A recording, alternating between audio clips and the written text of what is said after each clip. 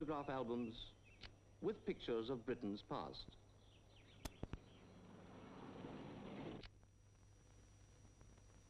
And her extraordinary way of life. And the further they've come, the more extraordinary it must seem. My name is Ibrahim Burisley. I have come a long way to photograph this English village. My home is very far off, in a place called Kuwait. Actually, photography is just a hobby with me. I am here for 5 years, studying building construction. And you'll be using your knowledge back in your own country? Oh, yes. We are building a whole new city in Kuwait. I must go and help. And right here in London is another visitor from Kuwait. My name is Ahmed Ali Douaij. I've come from Kuwait to study international relations. Cultural relations too, I see. I suppose they're all part of your studies? Well, it happened that I like music. And after all, music is an international thing. I enjoy Italian opera as much as Kuwaiti folk songs. And back in Kuwait, you'll use your experience for what? I'm going into government service. My name is Badr Hamad Sultan, and I too come from Kuwait. Now, I've been in Britain for the past 4 years studying medicine. Any particular branch of medicine? Well, general medicine at the moment, but eventually I hope to specialize in tropical diseases. Then you'll return to practice in Kuwait? Definitely. At home, we are building up a tremendous medical scheme, and I would like to play a part in shaping it. We have great opportunities ahead of us. And here it is, Kuwait, the place you've been hearing about. The place that's growing so fast that by the time you see these pictures, the skyline will have changed again.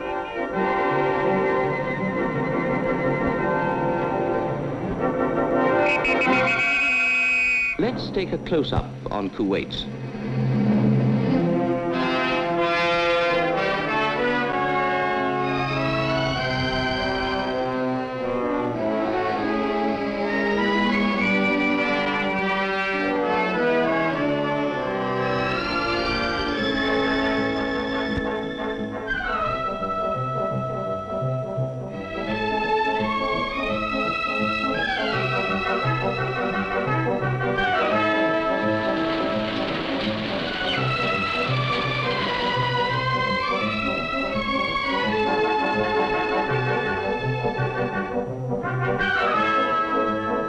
First of all, let's see where we are. Picture yourself high above the Middle East, that sprawling area that stretches from the Mediterranean to the Indian Ocean.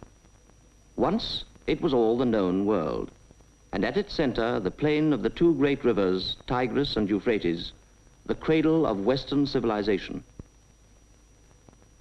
Just to the south lies the Bay of Kuwait, and around it, etched out of the great Arabian desert, is the state of Kuwait, a country the size of Wales with the population of Southampton, a country with only one city, a few townships, no railways, and 6,000 square miles of desert.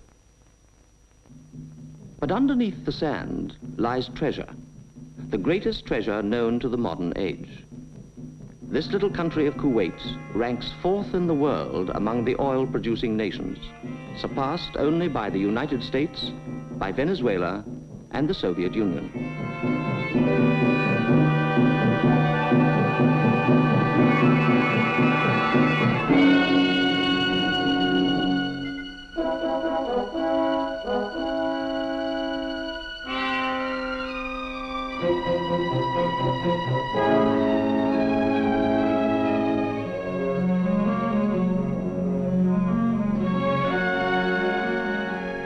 From the two great piers at Mina al-Ahmadi sail more tankers than from any other of the world's oil ports. 3,000 sailings a year, nearly 10 a day, to Europe and Asia, Africa and America, Australia and the Far East. 3,000 sailings and 80 million tons of oil.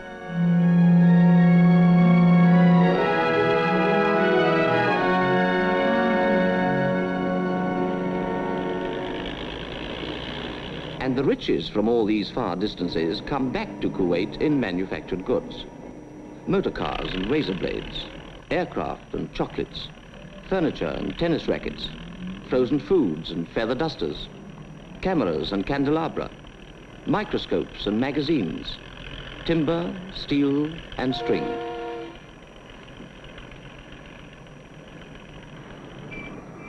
In these streets, you will find the Arab shrewdness of bazaar and marketplace. But you will find also the telephone and the cable, bringing in business information from the whole industrial world. بخصوص البرنجات اللي وصيتوا عليهم فيشر ب 209 موجود عندنا منهم 22 السعر 17 ربيع. بالرأي شو CIA أو FBI اللي بدك إياه إيش بدك إياه؟ كيف كده معاملة بدنا نعطي الأرق إذا كان بالأسعار هذه CIA. نعم. But I think the American article is much better than what you maintain. Oh, no. We produce the best there is in the field. Who say, what proof you have got? This is the best. Well, we marketed it in Saudi Arabia and in Bahrain, everywhere. It's good. We will buy it here in Kuwait also, but I think it's not so good. Well, no. Because we always in Kuwait like good articles. From England or from Germany, any country in the world. Only the best is good enough. And the merchants here can display to their critical customers nearly all that money can buy.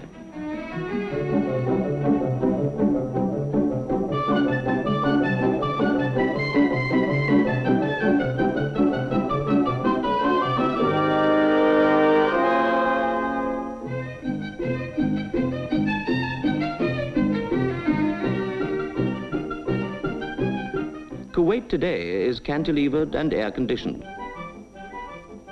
Its meeting place, the soda fountain. Its symbol of prestige, the high-powered automobile.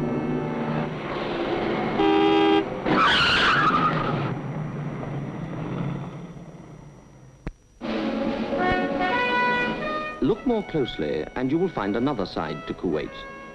For this is a sovereign state, ruled over by the seventh of his family's line, His Highness Sheikh Abdullah Al-Salim Al-Sabah, who governs his fast-developing country with an inherited understanding of his peoples, inherited from civilizations that were old when Greece and Rome were young. The ruler and his Council of States have made their country modern, but their way of government is Arab, based on the traditions of the family and on the Muslim faith. With these go responsibility for the people's happiness, their welfare, and their health.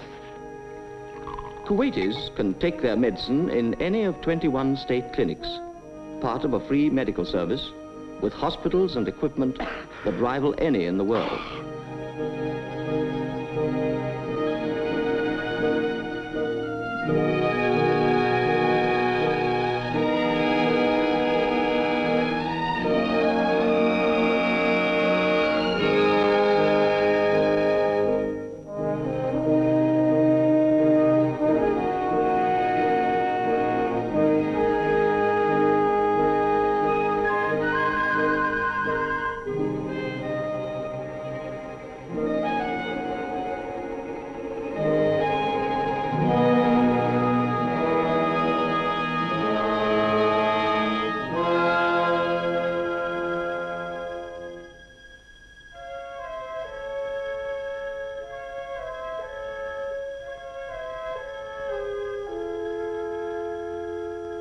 But medicine is far more than money and buildings and the latest equipment. It's the quality of the doctors and nurses that is the backbone of any medical service. And Kuwait has attracted the best from all over the world to serve its people with a sense of humor and humanity.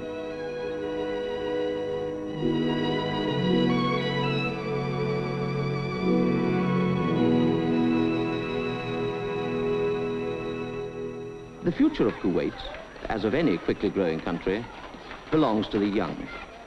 And the government has made itself responsible for their education. When these children grow up, they will know that they had the good fortune to be young and vigorous in a country that is young and vigorous too.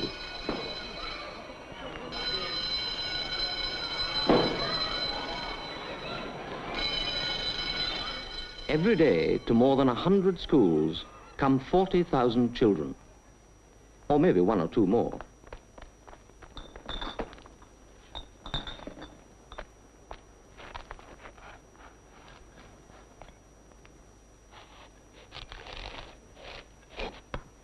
مين بيعرف الكلمة هذه؟ يرفع ايده. بدر؟ غابة. شاطر. طيب غابة. هلا مين يطلع يوريني من ايش صايرة غابة؟ إياد تعال. وريني أول شيء. شاطر. وريها للأولاد وبلادهم معنا. طيب أنت تقدر تعرف إن الثلث تساوي كام؟ الثلث يساوي 60 لأن ضربنا البسط والمقام في 2 يساوي 60. كويس خالص. طيب والثلاثة على 5 تساوي 9 على كام؟ مين يعرف؟ أنت؟ 3 أخماس تساوي 9 على 15 لأننا ضربنا البسط والمقام في 3. 40,000 school children at school every day means 40,000 healthy appetites. And even after the squarest meal, there's always little Oliver Twist who asks for more. The children's food problem is tackled with imagination. One huge central kitchen in the middle of the city provides midday meals for the pupils of over 50 schools.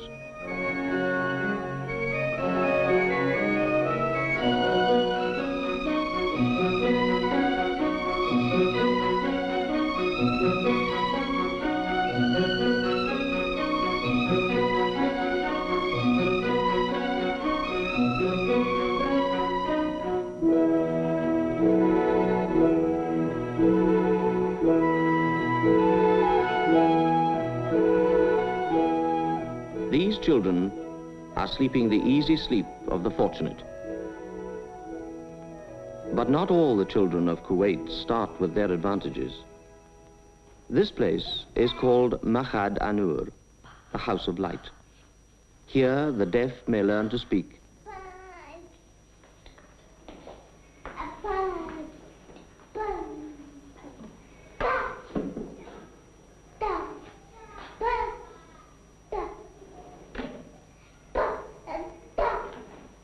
The blind to read and write.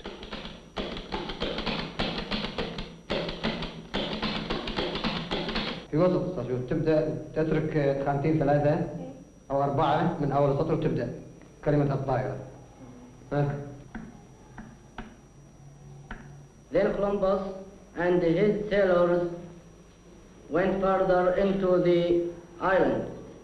They were surprised at the thick trees and the rich plants which cover. The blind housewife must learn to do the shopping by the subtleties of shape and texture. شعير صح واللي بعديه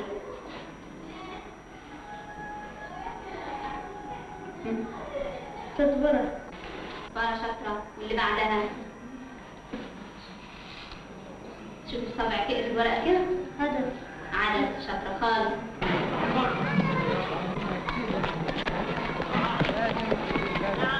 Today, these boys are Kuwait's responsibility. In a few years, Kuwait will be theirs. Take young Khaled here, a normal, healthy 8-year-old. His father is an artisan, and who knows what Khaled may become. His schoolmaster is a foreigner, an Arab from a neighboring state. For while Khaled and his generation are growing up, there will be many foreigners in Kuwait.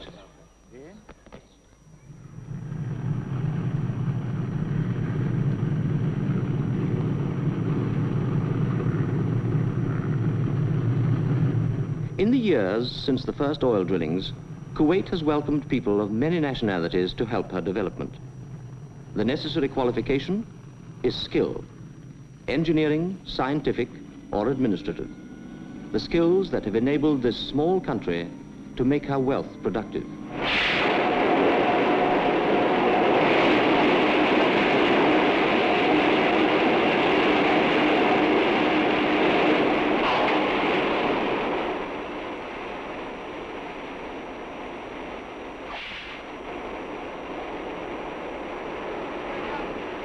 The foreigners have brought their own way of life.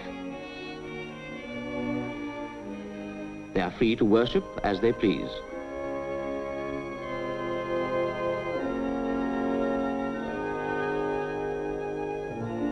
They've brought their wives and their wives' necessities. their children and their children's pets, their own culture,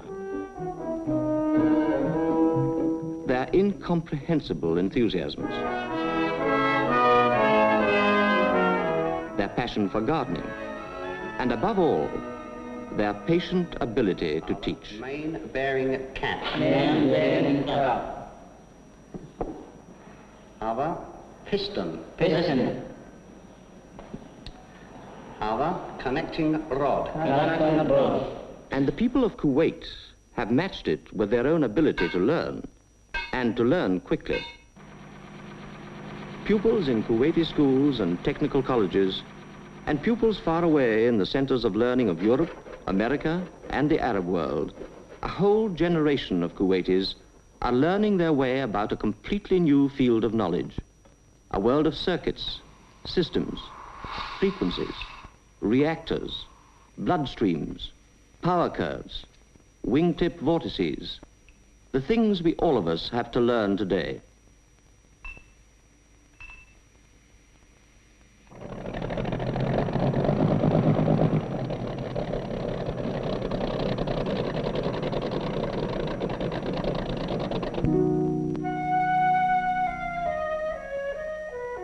Once, the Arabs were the teachers of the world, its outstanding chemists, doctors, geographers. Here, in the quiet of libraries, and in the cut and thrust of argument, the same urgent spirit of inquiry is born again. Today, the city gates no longer open on the desert. For eager young Kuwait, tomorrow is high adventure. But for many years yet, the material springboard of that adventure will be oil. Today, much of the energy and resources of Kuwait is needed to keep the oil industry constantly supplied with the technical facilities, the equipment, and the manpower it needs.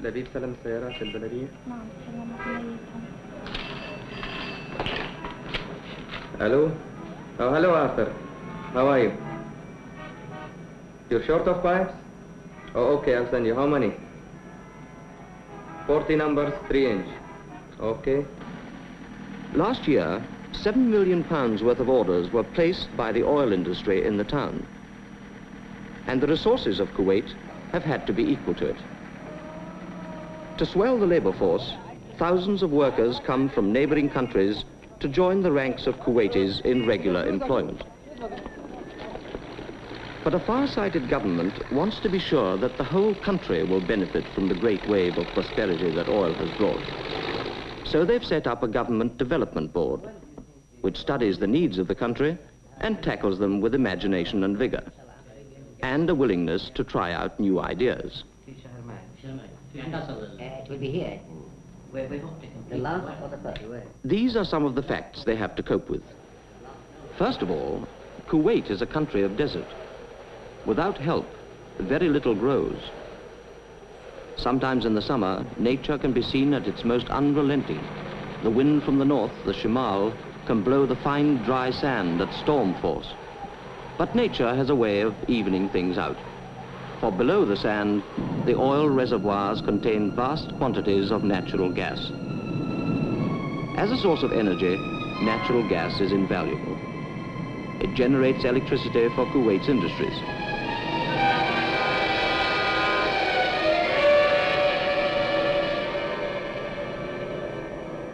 It distills millions of gallons of seawater daily to supply this arid country's greatest need, fresh water. Fresh water has also been discovered underground.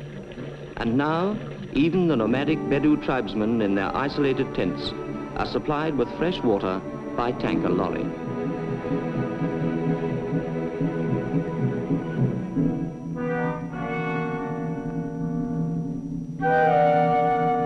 And where there is enough water, miracles can happen. Miracles like this. This is the government experimental farm. It covers 100 acres, and it's one of the most significant projects in the world today. For the world is very short of food. 2/3 of the human race is undernourished. One of the answers is to conquer the deserts of the earth. Here in Kuwait, the desert is beginning to yield. They are proving that, properly cared for, livestock from Europe can live and thrive in temperatures of nearly 130 degrees.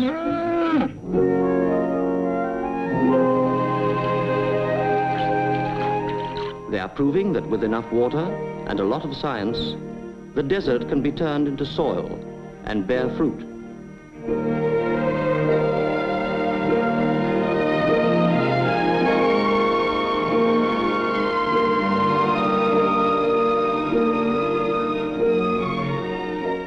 They're experimenting with hydroponics, a method that requires no soil at all.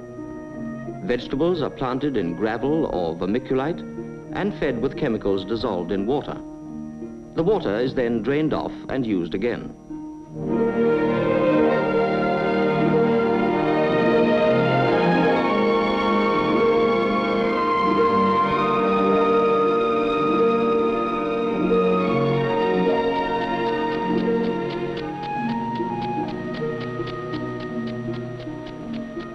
The 100 acres of the experimental farm are only a beginning. But in the end, the wilderness and the solitary place shall be glad, and the desert shall rejoice and blossom as the rose.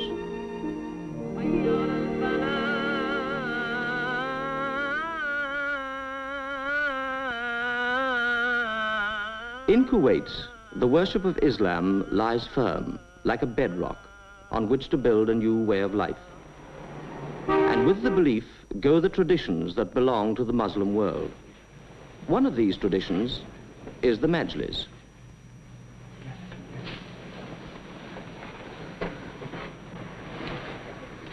طال عمرك احنا جينا من خبرية وعينا واحد من العيال مخيم من دونه وعندهم صيد كثير. Through the Majlis, every citizen with a petition or with a grievance against his neighbor or the state has the right of direct access to his rulers.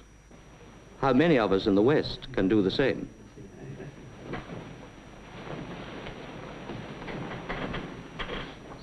Access to the government, equality before the law. These are assured to every citizen of Kuwait.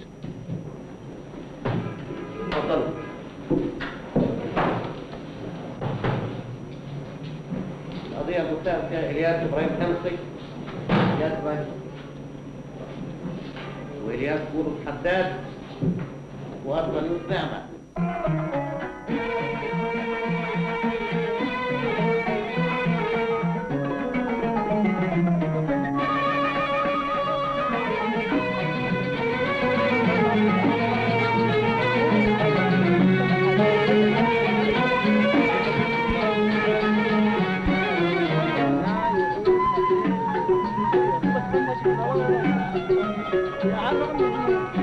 There you have a close-up on Kuwait. Bustling and vigorous, cosmopolitan and friendly. And in the middle of the hubbub, the Kuwaitis themselves, accepting progress, but valuing tradition, and striking a balance between the two.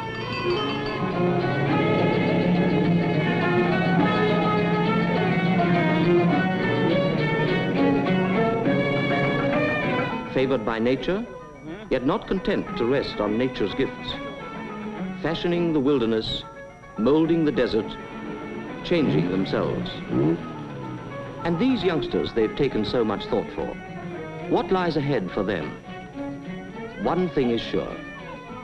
To whatever they turn their hands and heads, they'll bring those qualities of enterprise and level-headedness that have made this state of Kuwait a state of excitement, here at the heart of the Arab world.